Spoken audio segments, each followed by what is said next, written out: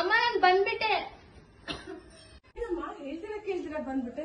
ಇದೇನೆ ಲಗೇಜ್ ಸಮೇತ ಬಂದ್ಬಿಟ್ಟಿದ್ಯಾ? ಮಾ ನಮ್ಮ ಅತ್ತೆಗೆ ಕುಂತ್ರು ತಪ್ಪು ನಿಂತ್ರು ತಪ್ಪು ಎಲ್ಲದಕ್ಕೂ ಒಂದು ತಪ್ಪು ಹುಡುಕ್ತಾನೆ ಇರ್ತಾರಮ್ಮ. ನನ್ಗೆ ಮನೇಲಿ ಫ್ರೀಡಮ್ ಅನ್ನೋದೇ ಇಲ್ಲ, ಮೊದ್ಲಿನ ತರ ಇಲ್ವೇ ಇಲ್ಲ. ನಾನು ಅವ್ರು ಎಲ್ಲಾದ್ರೂ ಆಚೆ ಹೋಗ್ಬೇಕಂದ್ರೆ ಸಹಿಸ್ಕೊಳ್ತಾನೆ ಇಲ್ಲ. ಅದಕ್ಕೆ ನಾನು ಮನೆ ಬಿಟ್ಟು ಬಂದ್ಬಿಟ್ಟೆ. ದೊಡ್ಡವರು ಅಂತ ಮನೇಲಿ ಇದ್ಮೇಲೆ ಒಂದ್ ಒಳ್ಳೇದು ಕೆಟ್ಟದು ಹೇಳ್ತಾರೆ. ಅದಕ್ಕೆ ಕುಸುಕಂತ ಬ್ಯಾಗ್ ಎತ್ಕೊಂಡು ತವ್ರ ಮನೆಗೆ ಬಂದ್ಬಿಡೋದಲ್ಲ. ಮದ್ವೆ ಆದ ಹೊಸರಲ್ಲಿ ನಿಮ್ ಮತ್ತೆ ಅಮ್ಮ ಅಮ್ಮ ಅನ್ಕೊಂಡು ಹಿಂದೆ ತಿರುಗ್ತಿದ್ರೆ ಅಮ್ಮ ಅನ್ನೋ ಸಲ್ಗೆಲ್ ಅವ್ರೇನೋ ಒಂದ್ ಮಾತು ಅಂದಿರ್ತಾರೆ ನಿಮ್ ಒಳ್ಳೇದಕ್ಕೋಸ್ಕರ. ಇಲ್ದಿರ ನಿಮ್ಗೆ ಗೊತ್ತ್ಯಾವ್ದು ಎಲ್ಲಂದ್ರೆ ಅಲ್ಲಿ ಹೋಗ್ತೀರಾ, ಏನ್ ಟೈಮ್ಗಂದ್ರೆ ಆ ಟೈಮ್ಗೆ ಬರ್ತೀರಾ. ಒಂದ್ ಮಾತು ಅಂದ್ರು ಅಂತ ಅಮ್ಮನ್ ಮನೆಗ್ ಬಂದ್ಬಿಡೋದ.